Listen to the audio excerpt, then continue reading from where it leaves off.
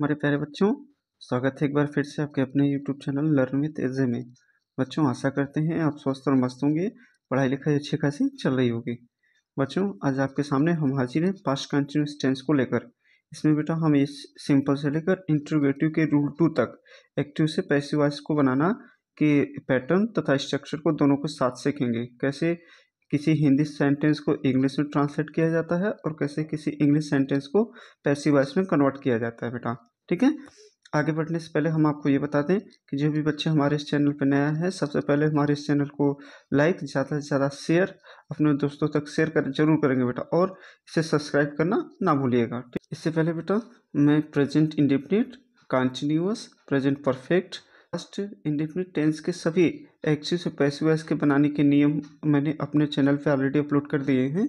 आप चाहें तो मेरे चैनल पे जाके एक्टिव और पैसिव वॉइस की प्लेलिस्ट बनी होगी, आप वहां से देख सकते हैं। नहीं तो इस वीडियो के डिस्क्रिप्शन बॉक्स में मैं उस वीडियो का लिंक दे दूंगा, आप वहां से चाहे तो देख सकते हैं। ठीक है बेटा, आइए ज़्यादा देर न करते हुए शुरू करते हैं अपने वीडियो को। आइए देखिए बेटा, हम क्या देखेंगे पहले, past continuous tense. Past continuous tense की पहले पहचान क्या होती है बेटा, रहा था, रही थी, रहे थे, और इसके सहायक क्रिया क्या होती है, वॉज या वर लगता है। तो यदि सब्जेक्ट क्या होगा, सिंगुलर होगा तो वाज लगेगा, और प्लूरल होगा तो वर लगेगा। ठीक है, यदि यही प्रेजेंट यही यदि यही पास्ट कंटिन्यूअस टेंस अगर पैसिव वॉइस में चला जाता है तो वाज या वर की जगह बेटा बस सेम टू सेम वही रहेगा, बस इसके साथ बीइंग जुड़ जाता है। ठीक है, यानी एक्टिव वॉइस में वॉज या वर और पैसिव वॉइस में वॉज या वर के साथ बीइंग लगेगा, और वर्ब का आईएनजी न लगा कर वहाँ वर्ब का थर्ड फॉर्म होगा। ठीक है, आइए आप शुरू करते हैं सिंपल सेंटेंस को। हम आपको बता चुके हैं बेटा, आप इस स्ट्रक्चर वाले को तभी फॉलो करिएगा जब आपको किसी हिंदी सेंटेंस को इंग्लिश में ट्रांसलेट करना होता है। तो सबसे पहले आप क्या लिखेंगे बेटा, सब्जेक्ट लिखेंगे। सब्जेक्ट जैसा हमारा कहेगा उसी के अनुसार वाज या वर लगेगा। फिर वर्ब लगाएंगे, वर्ब में आईएनजी जोड़ दिया जाता है, फिर ऑब्जेक्ट लगाते हैं, फिर अदर वर्ड होता है। ठीक है बेटा, ये क्या है, हिंदी से इंग्लिश बनाने के लिए ये स्ट्रक्चर को आप फॉलो करेंगे। ठीक है बेटा, क्या, सब्जेक्ट वॉज या verb plus verb plus ING plus object plus other word, ये क्या था बेटा, हिंदी से इंग्लिश बनाने के लिए। यदि इसी सेंटेंस को आप क्या करना चाहते हैं, पैसिव वॉइस में बदलना चाहते हैं, तो आप देखिए कौन से नियम को लगाएंगे आप। सबसे पहले आप क्या रखेंगे बेटा, पैसिव वॉइस का सब्जेक्ट। ये पैसिव वॉइस का सब्जेक्ट आपको कहाँ से मिलेगा बेटा, एक्टिव वॉइस का जो ऑब्जेक्ट होता है वो पैसिव वॉइस में जाके क्या बनता है, सब्जेक्ट बनता है। ठीक है, फिर उसके बाद जैसा हमारा पैसिव वॉइस का सब्जेक्ट कहेगा उसी के अनुसार वॉज या वर लगाएंगे। यदि पैसिव वॉइस का सब्जेक्ट सिंगुलर है तो वॉज, प्लूरल है तो वर लगाएंगे। साथ में इसके साथ अलग से क्या लग जाता है, बीइंग, फिर वर्ब का थर्ड फॉर्म लगेगा, फिर बाई जोड़ेंगे और बाई के साथ पैसिव वॉइस का ऑब्जेक्ट लगाएंगे। क्या लगाएंगे बेटा, पैसिव वॉइस का ऑब्जेक्ट। तो ये ऑब्जेक्ट आपको कहाँ से मिलेगा, जो एक्टिव वॉइस का सब्जेक्ट होगा वो पैसिव वॉइस में क्या बनेगा, ऑब्जेक्ट बनेगा। ठीक है, फिर उसके बाद अब अदर वर्ड लगा देंगे। ठीक है, एक बार हम फिर से समझते हैं आपको। देखिए, सबसे पहले आप क्या लगेंगे, पैसिव वॉइस का सब्जेक्ट, फिर जैसा हमारा पैसिव वॉइस का सब्जेक्ट कहेगा उसी के अनुसार वॉज या वर लगेंगे। अब ये बताइए आप लोग, पैसिव वॉइस का सब्जेक्ट आपको कहाँ से मिलेगा, तो हम लोग को पैसिव वॉइस का सब्जेक्ट, एक्टिव वॉइस का जो ऑब्जेक्ट हो वो पैसिव वॉइस में क्या बनेगा, सब्जेक्ट बनेगा। ठीक है, फिर जैसा हमारा सब्जेक्ट कहेगा उसी के अनुसार वॉज या वर लगाएंगे, फिर इसमें बीइंग जोड़ देंगे, वर्ब का थर्ड फॉर्म होगा, बाई होगा, प्लस पैसिव वॉइस का ऑब्जेक्ट होगा। अब ये पैसिव वॉइस का ऑब्जेक्ट बताइए जल्दी से कहाँ से मिलेगा, जो एक्टिव वॉइस का सब्जेक्ट होगा पैसिव वॉइस में क्या बनेगा, ऑब्जेक्ट बनेगा। ठीक है, फिर उसके बाद अदर वर्ड। अब ये पैटर्न वाले रूल को आपको फॉलो करेंगे बेटा, कि जब किसी इंग्लिश सेंटेंस को आपको पैसिव वॉइस में बदलना होगा। ठीक है, आइए चलते एक एग्जांपल ले लेते हैं जिससे आपको और बेहतरीन तरीके से समझ में आ जाएगा। ठीक है बेटा, तो सबसे पहले हमारा क्या होगा, देखिए, आइए चलते हैं थोड़ा सा। देखिए बेटा, क्या है, जैसे वह किताब पढ़ रहा था, तो हमें हिंदी से इंग्लिश ट्रांसलेट करने के लिए सबसे पहले क्या लिखना होगा, सब्जेक्ट। तो सब्जेक्ट हमारे इसमें कौन है बेटा, वह की मीनिंग क्या हो जाएगी, ही। ठीक है, अब देखिए ही हमारा क्या है, सिंगुलर है, तो इसके साथ हमारा क्या लग जाएगा, वॉज लग जाएगा, क्योंकि प्लूरल रहता तो वर लगता है। अब ये सिंगुलर है तो वॉज लग गया। अब इसके साथ क्या लगाएंगे, वर्ब। सबसे पहले क्या लगता है, वर्ब। वर्ब इसमें क्या है, पढ़ना।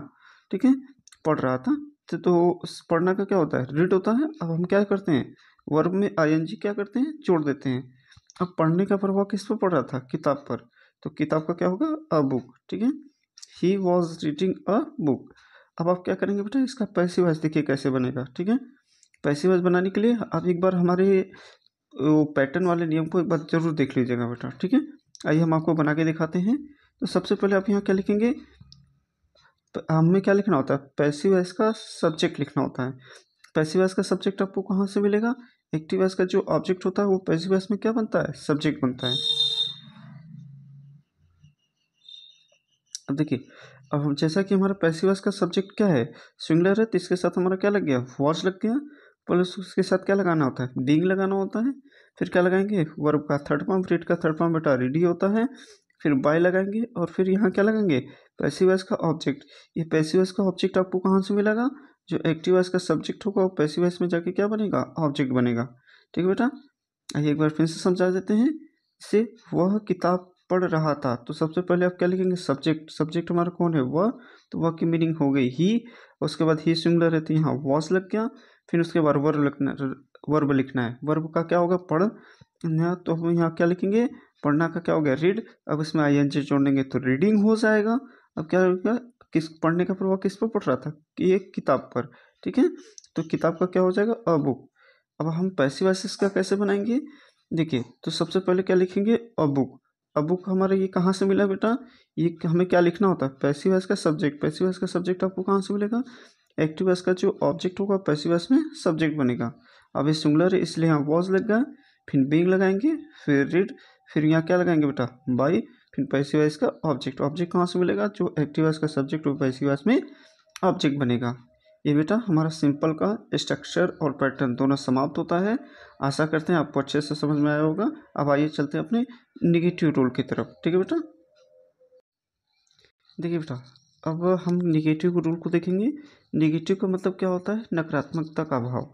यानी सेंटेंस में यदि आपको कहीं भी नॉट देखने को मिल जाए तो समझ लीजिएगा वो निगेटिव है। यदि आप हमारे बेटा सिंपल वाले रूल को देखे होंगे अच्छे से, तो आपको निगेटिव बहुत ही अच्छे तरीके से समझ में आ जाएगा। ठीक है, आइए चलते हैं अपने निगेटिव सेंटेंस की तरफ। तो सबसे पहले इसमें क्या लिखेंगे बेटा, सारा सेम है, सब्जेक्ट लिखेंगे। सब्जेक्ट जैसा कहेगा उसके अनुसार वॉज या वर लगाएंगे। जस्ट हेल्पिंग वर्ब के बगल में क्या होता है, नॉट होता है। फिर वर्ब लगाएंगे, वर्ब में ING जोड़ेंगे, ऑब्जेक्ट होगा, फिर अदर वर्ड होगा। एक बार फिर से समझिए, सब्जेक्ट होगा, सब्जेक्ट जैसा कहेगा उसी के अनुसार वॉज या वर लगाएंगे। फिर क्या लगाएंगे बेटा, नॉट लगाएंगे। फिर वर्ब का फर्स्ट फॉर्म ही रहेगा, इसके साथ ING जोड़ेंगे, ऑब्जेक्ट होगा, फिर अदर वर्ड होगा। ठीक है, ये बेटा स्ट्रक्चर आपको फॉलो करेंगे। पास्ट कंटिन्यूअस सेंटेंस के किसी वाक्य को आप किस में बदलना चाहते हो, इंग्लिश में बदलना चाहते हो, तो आप इस स्ट्रक्चर वाले पैटर्न को फॉलो करेंगे। ठीक है, अब आइए बेटा चलते हैं अपने पैटर्न की तरफ। पैटर्न हमें क्या बताता है कि जब आप किसी हिंदी सेंटेंस को तो बनाने के लिए क्या आप अपनाते हैं, स्ट्रक्चर को अपनाते हैं। और जब उसी स्ट्रक्चर को इंग्लिश में बनाए गए सेंटेंस को आप पैसिव वॉइस में बदलना चाहते हैं तो आप इस पैटर्न वाले फॉलो को करेंगे। ठीक है, तो सबसे पहले क्या लिखेंगे बेटा, पैसिव वॉइस का सब्जेक्ट। ये पैसिव वॉइस का सब्जेक्ट आपको कहाँ से मिलेगा, ठीक है, एक्टिव वॉइस का जो ऑब्जेक्ट होगा वो पैसिव वॉइस में क्या बनेगा, सब्जेक्ट बनेगा। फिर देखिए, जैसा हमारा पैसिव वॉइस का सब्जेक्ट कहेगा उसी के अनुसार वॉज या वर्ब लगाएंगे। फिर नॉट लगाएंगे, फिर बीइंग लगाएंगे बेटा, वर्ब का थर्ड फॉर्म हो जाएगा, बाई होगा, पैसिव वॉइस का ऑब्जेक्ट। अब ये पैसिव वॉइस का ऑब्जेक्ट कहाँ से मिलेगा, एक्टिव वॉइस का जो सब्जेक्ट हो पैसिव वॉइस में क्या बनेगा, ऑब्जेक्ट बनेगा। ठीक है, फिर अदर वर्ड लगा के छोड़ देंगे। फिर आइए समझते हैं, सबसे पहले पैसिव वॉइस का सब्जेक्ट, फिर क्या लिखेंगे, फिर वॉज या वर लगाएंगे, फिर नॉट लगाएंगे। अब देखिए, ठीक है, फिर बीइंग लगाएंगे, वर्ब का थर्ड फॉर्म प्लस बाई, और फिर पैसिव वॉइस का ऑब्जेक्ट। अब ये पैसिव वॉइस का ऑब्जेक्ट आपको कहाँ से, ये पैसिव वॉइस का ऑब्जेक्ट आपको कहाँ से मिलेगा बेटा, जो एक्टिव वॉइस का सब्जेक्ट होगा ना, जो एक्टिव वॉइस का सब्जेक्ट होगा वो पैसिव वॉइस में जाके क्या बनेगा, ऑब्जेक्ट बनेगा। ठीक है बेटा, फिर उसके बाद आप क्या लगाएंगे, अदर वर्ड। अब हमारा यहाँ सेंटेंस बन के बेटा तैयार। अब आइए एक एग्जांपल लेते हैं जिससे आपको ये बहुत ही अच्छे तरीके से समझ में आएगा। आगे बढ़ने से पहले हम आपको ये बताते हैं कि जो भी बच्चा अभी हमारे चैनल पर नया हो हमारे चैनल को सब्सक्राइब कर लेंगे बेटा, और बेल आइकन को जरूर दबा देंगे, जिससे आने वाले वीडियो का नोटिफिकेशन आपको मिलता रहेगा। और बेटा इसका नोट्स आप बनाते जरूर चलिएगा, ठीक है, क्योंकि यदि आप अपने से नोट्स बनाएंगे तो ये और अच्छे से समझ में आएगा। चलिए आइए चलते हैं एक एग्जाम्पल की तरफ। क्या, वह एक किताब नहीं पढ़ रहा था, तो सबसे पहले आप क्या लिखेंगे बेटा, यहाँ तो सब्जेक्ट लिखेंगे। सब्जेक्ट कौन हो गया, ही। ठीक है, वह की मीनिंग क्या हो गया, ही, और उसके साथ ये प्लूरल है तो वॉज लगाएंगे। अब देखिए नहीं है तो सबसे पहले हेल्पिंग वर्ब के बाद नॉट लगाया जाता है। अब वर्ब क्या है बेटा, पढ़ना, तो पढ़ना का क्या होता है, रीड। रीड में ING जोड़ देंगे, रीडिंग हो जाएगा। पढ़ने का प्रभाव किस पर पड़ रहा था? किताब पर। तो किताब का क्या होगा? A book. क्या? He was not reading a book. ठीक है बेटा, फिर से देखिए, सबसे पहले आप क्या लिखेंगे? सब्जेक्ट। सब्जेक्ट का मीनिंग क्या होती है? यहाँ क्या होना है? वो की मीनिंग क्या हो गया? ही प्लूरल है तो वॉज लग गया, फिर नॉट लगाएंगे, फिर उसके बाद क्या लगाएंगे? वर्ब। वर्ब क्या है? पढ़ना, तो पढ़ना का रीड हो गया, इसके साथ आईएनजी जोड़ेंगे तो रीडिंग हो गया। अब बुक, पढ़ने का प्रभाव किस पर पड़ रहा था? किताब पर, तो अब बुक हो गया। अब इसका पैसिव वॉइस कैसे बनाएंगे बेटा? आप देखिए, इसका पैसिव वॉइस आप क्या बनाएंगे? सबसे पहले क्या लिखा जाता है? पैसिव वॉइस का सब्जेक्ट। पैसिव वॉइस का सब्जेक्ट आपको कहाँ से मिलेगा? जो एक्टिव वॉइस का ऑब्जेक्ट होता है। एक्टिव वॉइस का ऑब्जेक्ट हमारा कौन था? A book. अब बुक यहाँ देखिए आके क्या बन गया? सब्जेक्ट बन गया ना। अब बुक यहाँ क्या है? सिंगुलर है, तो सिंगुलर के साथ क्या लगाएंगे बेटा? वॉज लगाएंगे। अब जस्ट इसी के बाद नॉट लगाया जाता है, फिर बीइंग बाद में लगाएंगे। वॉज और बीइंग के बीच में नॉट होता है बेटा। फिर उसके बाद रीड लगाएंगे, क्योंकि यहाँ आईएनजी नहीं लगता, वर्ब का थर्ड फॉर्म लगता है, प्लस बाय लगाएंगे, और फिर पैसिव वॉइस का ऑब्जेक्ट। पैसिव वॉइस का ऑब्जेक्ट हम कहाँ से मिलेगा? एक्टिव वॉइस का जो सब्जेक्ट होगा पैसिव वॉइस में ऑब्जेक्ट बनेगा। ये बेटा हमारा निगेटिव का स्ट्रक्चर तथा पैटर्न समाप्त होता है। अब आगे चलते हैं हम आप अपने इंट्रोगेटिव रूल की तरफ। क्या? इंट्रोगेटिव रूल फर्स्ट की तरफ। ठीक है बेटा, देखिए बेटा, इंट्रोगेटिव रूल फर्स्ट में हम देखेंगे क्या? पहले रूल फर्स्ट क्या होता है कि रूल फर्स्ट, इंट्रोगेटिव का रूल फर्स्ट हमें ये बताता है कि जब प्रश्नवाचक शब्द वाक्य के पहले हो, ठीक है, अर्थात कब, क्यों, कहाँ, कैसे, अब ये क्या हो जाए? वाक्य के पहले ही यानी इस वाक्य की स्टार्टिंग इसी से हो। तो जब वाक्य की स्टार्टिंग प्रश्नवाचक शब्दों से होती है तो उसकी मीनिंग आपको नहीं बनती बेटा, आपको ये ध्यान में रखना होगा। तो क्या लिखेंगे हम? तो सबसे पहले हमें क्या लिखना होता है? वॉज या वर लिखेंगे। अब कैसे पता चलेगा कि कब वॉज का वर लगाना है?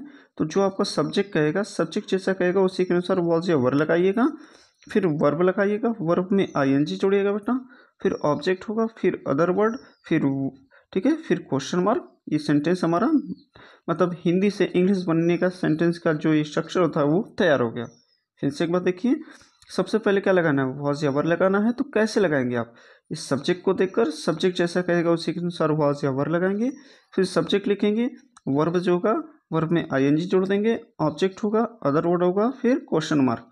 ये हमारा इंट्रोगेटिव का रूल फर्स्ट का क्या था? हिंदी से इंग्लिश बनाने का स्ट्रक्चर था। अब इसी को यदि आप पैसिव वॉइस में बदलना चाहें तो क्या लिखेंगे बेटा? तो सबसे पहले क्या रहेगा? वॉज या वर ही रहेगा। फिर उसके बाद क्या लिखेंगे? पैसिव वॉइस का सब्जेक्ट। पैसिव वॉइस का सब्जेक्ट आपको कहाँ से मिलेगा?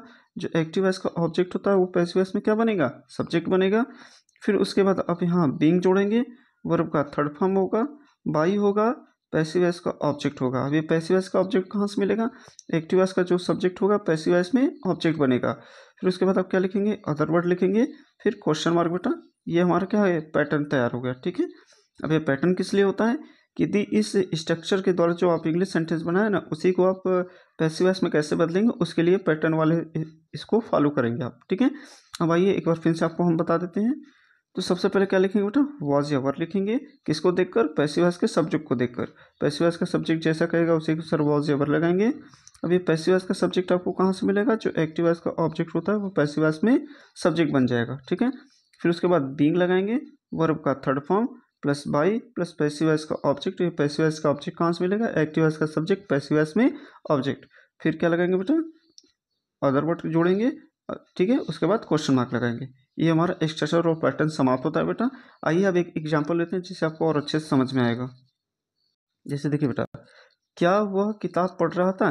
देखिए यहाँ प्रश्नवाचक शब्द पहले आ गया ना, तो यदि प्रश्नवाचक शब्द पहले आ गया तो इसकी मीनिंग हम क्या बताए थे? इसकी मीनिंग नहीं बनती। ठीक है, तो इसको आप यहाँ से हटा दीजिए। तो सबसे पहले हमें क्या लिखना होता है बेटा? हेल्पिंग वर्ब, वॉज या वर लिखना होता है। उसके बाद आप क्या लगाएंगे बेटा? अब सब्जेक्ट लिखना होता है। यानी देखिए हमारा सब्जेक्ट यहाँ क्या है? देखिए सब्जेक्ट हमारे यहाँ क्या था? सिंगुलर था। सिंगुलर था तो इसलिए हमारा क्या लगेगा? यहाँ वॉज लगेगा। तो ठीक है, वॉज हो गया। तो अब सबसे पहले वॉज, फिर सब्जेक्ट हो गया, फिर उसके बाद बेटा वर्ब क्या था? पढ़ना। पढ़ना का रीड, इसमें आईएनजी जोड़ देंगे, रीडिंग हो गया। पढ़ने का प्रभाव किस पर पड़ रहा था बेटा? किताब पर। किताब का क्या होगा? A book. लास्ट में क्या बचता है आपका? Question mark. ठीक है, was he reading a book, फिर लास्ट में क्वेश्चन मार्क। अब इसी को आप पैसिव वॉइस में कैसे बतेंगे?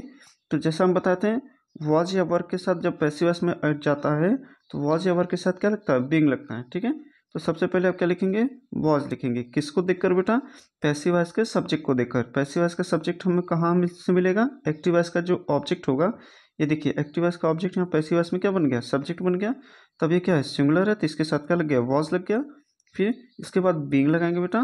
फिर उसके बाद वर्ब का थर्ड फॉर्म यानी रीड का थर्ड फॉर्म रीड ही होता है। और फिर उसके बाद क्या लगाएंगे, बाय लगाएंगे। फिर पैसिव वॉइस का ऑब्जेक्ट, पैसिव वॉइस का ऑब्जेक्ट कहाँ से मिलेगा, एक्टिव वॉइस का जो सब्जेक्ट होगा पैसिव वॉइस में क्या बनेगा, ऑब्जेक्ट बनेगा। फिर लास्ट में क्वेश्चन मार्क। ठीक है बेटा, आशा करते हैं आपको समझ में आ रहा होगा। ये हमारा इंट्रोगेटिव का रूल फर्स्ट समाप्त होता है। अब आइए चलते हैं अपने रूल 2 की तरफ।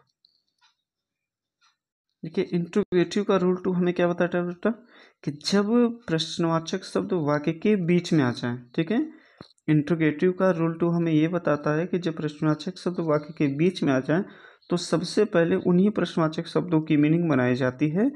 आइए हम सबसे पहले इस स्ट्रक्चर वाले पैटर्न को देखेंगे। ये हमें ये बताता है कि जब किसी भी सेंटेंस को हिंदी से इंग्लिश में कैसे ट्रांसलेट करेंगे। आइए देखते हैं बेटा। तो सबसे पहले क्या लिखेंगे, क्वेश्चन वर्ड लिखेंगे, यानी जो भी प्रश्नवाचक शब्द बीच में रहेगा उसी को उठाकर उसकी मीनिंग पहले लिखिएगा। ठीक है, फिर उसके बाद क्या लगाएंगे, वॉज या वर लगाएंगे। कैसे पता चलेगा, इस सब्जेक्ट को देखिएगा, जैसा सब्जेक्ट कहेगा उसी के अनुसार वॉज या वर लगाइएगा। फिर वर्ब लिखिएगा बेटा, वर्ब में आईएनजी जोड़ेंगे। फिर ऑब्जेक्ट लिखेंगे, अदर वर्ड होगा, फिर क्वेश्चन मार्क। ठीक है बेटा, एक बार फिर से देखिए ध्यान से। सबसे पहले आप क्या लिखेंगे, क्वेश्चन वर्ड लिखेंगे, जो सेंटेंस के बीच में होगा सबसे पहले उसकी मीनिंग बनाएंगे। फिर जैसा हमारा सब्जेक्ट कहेगा उसी के अनुसार वॉज या वर लगाएंगे।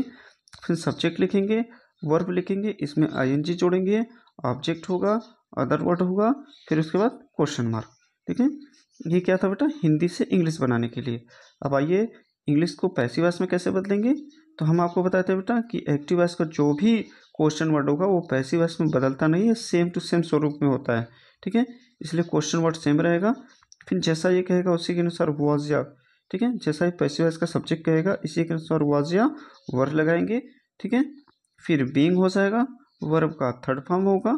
ठीक है, फिर बाई होगा, पैसिव वॉइस का ऑब्जेक्ट होगा, अदर वर्ड होगा, फिर क्वेश्चन मार्क। फिर से समझिए, सबसे पहले क्या लिखेंगे, इस क्वेश्चन वर्ड में कोई बदलाव नहीं करेंगे। फिर क्या लगाएंगे, वॉज या वर लगाएंगे। पैसिव वॉइस के सब्जेक्ट को देखकर, पैसिव वॉइस का सब्जेक्ट कहाँ से मिलेगा, जो एक्टिव वॉइस का ऑब्जेक्ट होगा पैसिव वॉइस में सब्जेक्ट बनेगा।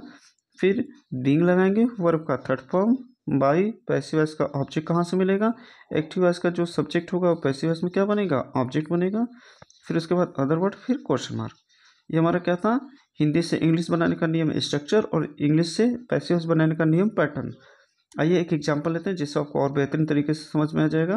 ठीक है बेटा, जैसे देखिए, वह किताब क्यों पढ़ रहा था, जिसमें प्रश्नवाचक शब्द कौन सा है बेटा, क्यों। तो क्यों बीच में ना, तो सबसे पहले इसी की मीनिंग बन जाएगी। ठीक है, और उसके बाद आप क्या लिखेंगे, हेल्पिंग वर्ब लिखा जाता है, किसको देखकर, सब्जेक्ट को देखकर। सब्जेक्ट कौन है हमारा, वह की मीनिंग क्या होती है, ही सिंगुलर है तो इसके लिए क्या लगेगा, यहाँ वॉज लगेगा।